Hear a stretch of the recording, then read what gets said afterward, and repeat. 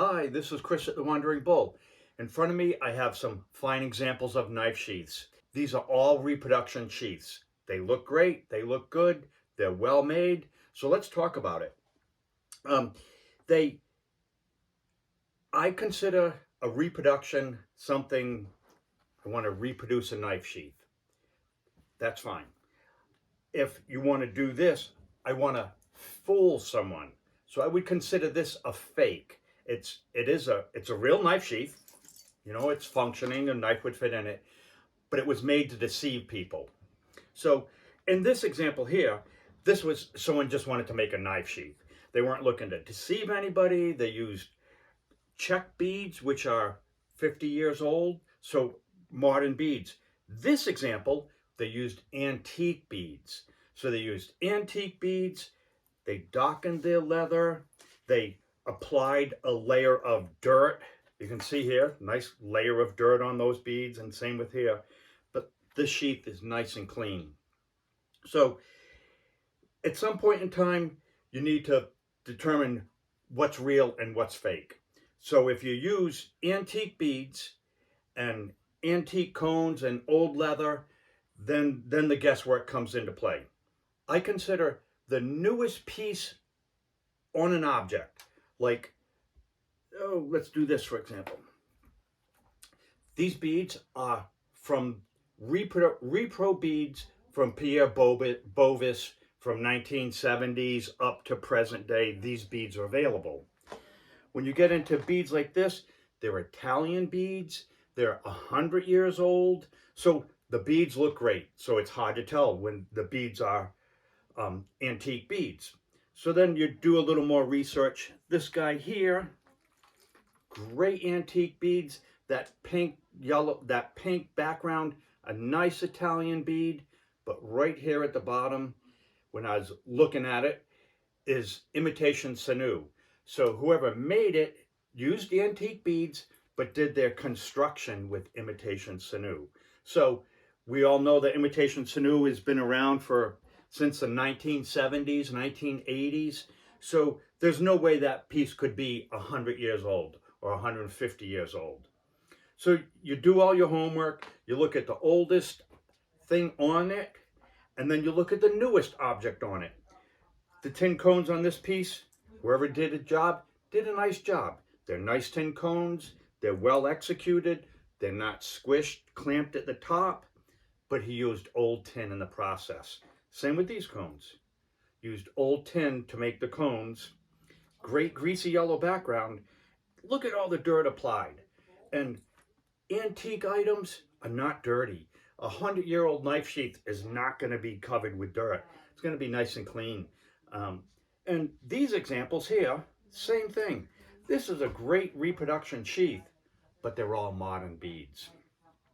This sheath here, a great old antique beads. So these are Italian seed beads for the most part, except for the pink.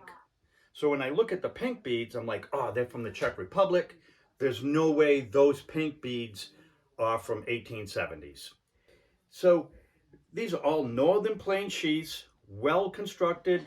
These guys are rawhide, and they have a cutout where a belt would go through, so it'd sit on your belt. These would hang off of a belt. This nice reproduction flag motif. As soon as I see something beaded with a flag, it automatically goes up that it's a reproduction. Because there were a few things in 1880s, 1890s that were beaded with flags on them, and they were great objects. But when I start seeing this material, I'm like, oh, it's a new item.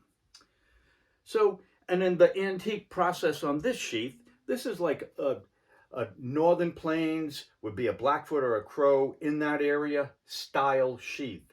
But whoever was faking this, in the process, that rawhide all wrinkled up. Look how bunchy the beads are. You know, we want to see nice beadwork. And same with this guy. Certainly northern plains, rawhide sheath, tacks. It's got that cutout for the belt. But once again, Pierre Bovis beads. Some fine examples of sheaths. Nice fringe, nice northern plain sheath. So you can see the different styles of sheaths, the different cuts, and the different materials used. So we flipped over all the knife sheaths. We kept them in the same location that they were when you saw the front side and the beaded side. But I wanted to show you the back.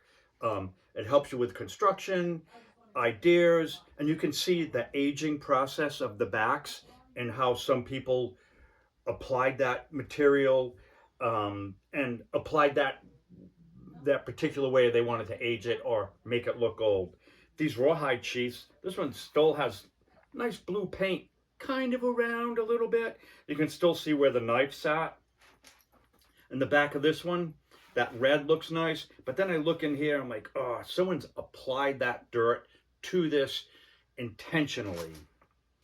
So great sheaths. This big one with the flags, very modern back, modern back. And here's that green one that when they did that aging process, they wrinkled all the beads. So that green paint is applied. And these sheaths here, this one's rawhide back, and this one's still covered with brain tan. Most of this work is done with brain tan and rawhide. So that's the main construction. This guy is all rawhide, but the beadwork is done on brain tan and then applied to the rawhide sheath. This guy here is edge beaded. This one here, edge beaded as well.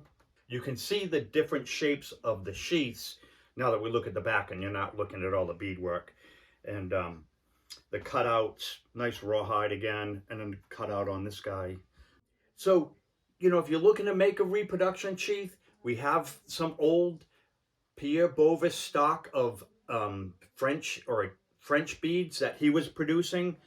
And, you know, for Italian beads, we carry a variety of beads, as well as the variety that is still left of that Pierre Bovis stock. And then we do also sell antique beads. So some of these sheaths that are in front of me here will be on our next auction, will be in the fall. Some we're going to put onto the website, wanderingbull.com. Check us out on Facebook, Instagram. If you have any questions, you can certainly give us a call at 1-800-430-2855. Thanks for watching.